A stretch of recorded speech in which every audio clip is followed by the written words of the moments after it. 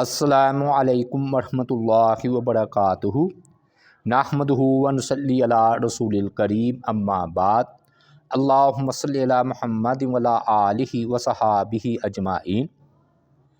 حضرت لوط علیہ السلام کے حوالے سے آج ہم 7 پوائنٹ بیان کریں گے ان 10 منٹوں میں۔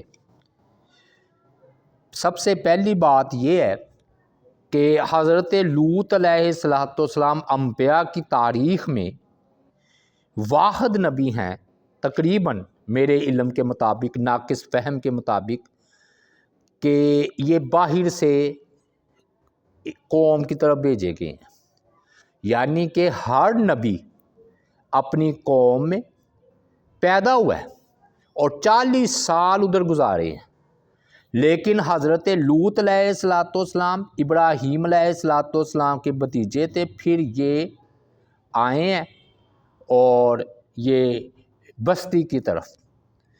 اس سے کیا پتہ چلتا ہے؟ وہ اتنی بے شرم قوم تھی لوط علیہ السلام کی کہ اللہ نے یہ پسند ہی نہیں کیا کہ اپنا پاک پاکیزہ نبی ان میں پیدا کرے۔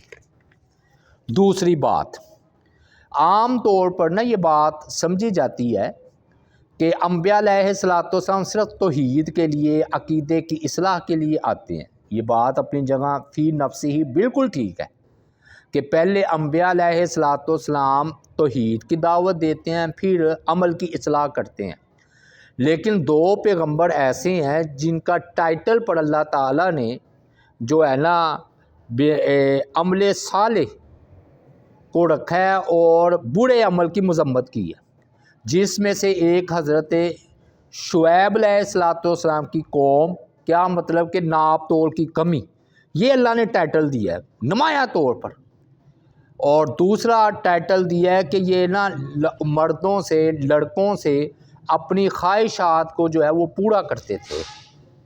تو جب لڑکوں سے اپنی خواہشات کو پورا کرتے تھے تو اللہ تعالیٰ کی ذات پاک نے اسی کو ٹائٹل بنایا ہے۔ تو گویا یہ خیال بالکل غلط ہے کہ صرف عقیدہ توحید کے لیے نبی آتے ہیں اور عمل صالح کے لیے نہیں آتے، یہاں نہی عن المنکر کے لیے نہیں آتے، وہ برے کاموں سے روکنے اور اچھے کام کا حکم دینے کے لیے تشریف لاتے ہیں۔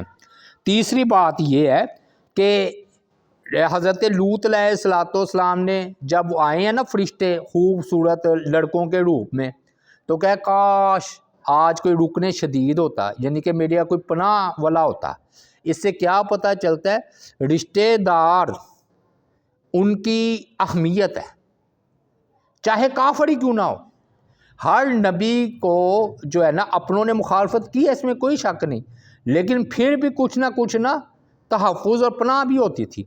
دیکھیے ہمارے نبی علیہ السلام ابو طالب کافر رہے ہیں، لیکن صرف رشتہ داری کی بنیاد پر ساتھ دیا، اور شیب ابی طالب میں تمام جو ہے ہاشمیوں نے نبی علیہ السلام کے ساتھ، چاہے وہ مسلمان ہو چاہے وہ کافر ہو، 3 سال پتے کھا کر گزارا کیا، یعنی کہ جب ماشی بائی کاٹ ہوا تھا۔ اور حضرت عباس رضی اللہ تعالیٰ عنہ جو کہ بعد میں ایمان لائے ہیں، انہوں نے حالت کفر میں بھی نبی علیہ السلام کا جو ہے وہ ساتھ دیا ہے۔ مطلب یہ ہے کہ لوط علیہ السلام ادھر بالکل اکیلے تھے، کوئی بھی ان کا رشتہ دار نہیں تھا، تو اس لیے ان کو اس کا احساس ہوا ہے۔ تو یہی وجہ صلہ رحمی کی اپنی جگہ اہمیت ہے، قبیلے والے بھائی کے لیے جان دے دیتے تھے۔ چوتھی بات یہ ہے کہ ایک ہی وقت میں ایک چیز ایک کے لیے نعمت ہوتی ہے، دوسرے کے لیے مصیبت اور عذاب ہوتی ہے۔ جیسے کہ لوط علیہ السلام کے پاس جو فرشتے آئے، وہ لوط علیہ السلام کے لیے نعمت اور رحمت تھے، کہ ان کو یہ بشارت دینے آئے تھے کہ یہ جو ہے اس قوم سے آپ کی جان چھوٹ جائے گی۔ اور یہی حضرت لوط علیہ السلام کے پاس جو آنے والے فرشتے ہیں، یہ حضرت سارہ کو خوشخبری دے کر آئے ہیں، بیٹے اسحاق علیہ السلام کی۔ تو معلوم ہوا کہ ایک ہی چیز ہے، مطلب فرشتے، ایک کے لیے مصیبت ہے، ایک کے لیے خوشخبری ہے۔ بالکل یقین کیجئے ہر نعمت کا یہی حساب ہے، پیسہ ہو، اولاد ہو، دنیا ہو، زندگی ہو، وقت ہو، اس کے دو پہلو ہیں. چاہے وہ آپ گناہ میں خرچ کریں تو وہ مصیبت ہے، اور اگر آپ اسی نعمتوں کو اللہ کے لیے استعمال کریں تو یہ بہت بڑی آخرت کے لیے صدقہ جاریہ ہے. تو یہ بات میں سمجھا پایا کہ یہ کہاں سے معلوم ہوا کہ فرشتے کہ ان کے لیے عذاب لے کر آئے ہیں قوم کے لیے، اور لوط علیہ السلام کے لیے خوشخبری. پانچویں بات، بھائیو اگر انسان جو ہے نا گھٹیا پن پر اتر آئے، ثم رددناہ اسفل سافلین، تو واقعی اس کی کوئی انتہا نہیں ہے. یہ بات حقیقت ہے. دیکھیے نا، قرآن کہہ رہا ہے کہ اس سے پہلے کسی نے بھی یہ گندا کام نہیں کیا جو کہ حضرت لوط علیہ السلام کی قوم کر رہی تھی. حتیٰ کہ اللہ تعالیٰ نے مذکر مونث کا جانوروں میں بھی یہ معاملہ رکھا ہے.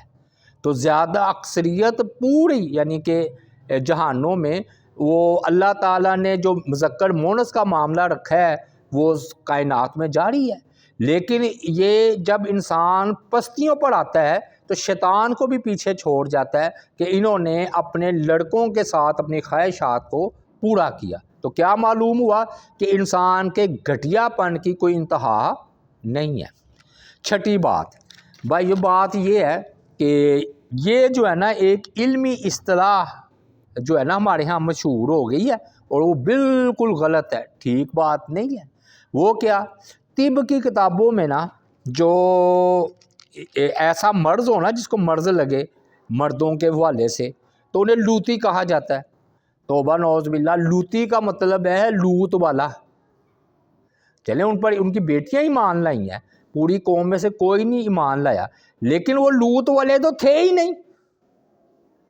لوتی، آپ بھی آج بھی آپ طب کی کتابیں اٹھائیں نا تو انہوں نے یہی لکھا تھا لوتی قوم، یا لوت والا یہ عمل کرتا ہے قوم. بھئی لوتی یہ بات ہی نہیں ٹھیک. لوت والے تو وہ تھے جو ان کی بیٹیاں چاہے کہہ لیں جو ان پر ایمان لائی تھی، کیونکہ یہ اتنی بغیرت قوم تھی، بے شرم، ان پر کوئی ایمان نہیں لایا سوائے ان کی بیٹیوں کے، گھر والوں کے. لاکھوں کی بستی تھی، کوئی ایمان نہیں لایا. اب بھائیو ساتویں بات اہم جو کہ میں یہ سمجھتا ہوں اور جس کے لیے یہ میں ویڈیو ریکارڈ کروا رہا تھا نا، عجیب بات ہے نام کے حوالے سے. میں آپ کو پہلے بات کر دوں کہ اگر آپ پورے معاشرے میں نظر دورائیں، آج بھی ماضی میں بھی کتابوں میں بھی، حضرت ابراہیم علیہ السلام کا جو ہے نا نام جن کا نام رکھا گیا ہے لڑکوں کا، ہزاروں نہیں لاکھوں ملیں گے. زکریہ علیہ السلام لاکھوں کروڑوں مل جائیں گے. اور اسی طرح اگر آپ اسماعیل علیہ السلام ہزاروں نام مل جائیں گے. بڑا اہم ہے پوائنٹ، غور یعنی کہ آپ رکھیں بھائی کہ لوط علیہ السلام کے علاوہ تمام پیغمبروں کے لاکھوں نام امت محمدیہ میں لوگوں نے رکھا بھی ہے، اپنے بیٹوں کے رکھتے بھی ہیں. لیکن آج آپ ہزاروں کے مجمع میں یہ بات کریں کہ آپ میں سے کون ایسا ہے جس کا نام لوط ہے. یقین کیجئے آج آپ راوی روڈ دیکھ لیں، پورا لاہور دیکھ لیں، اور اگر آپ اسماء و رجال کی کتابیں دیکھ لیں، ادھر اگر لوط کا نام ملے گا بھی تو وہ ہزاروں لاکھوں میں 5-10 نام ملیں گے.